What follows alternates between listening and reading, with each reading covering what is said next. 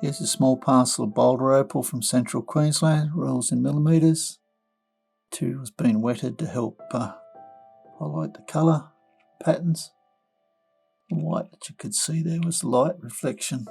Okay, I've just gone in a bit closer so you can see the pieces a bit better. This is lower grade material.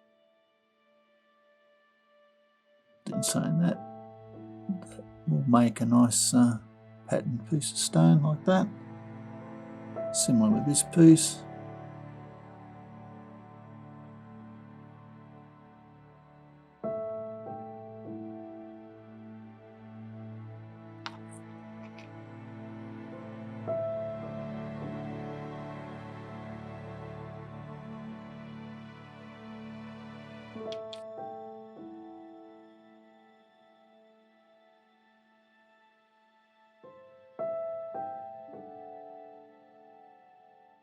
Might clean off there, it's hard to say.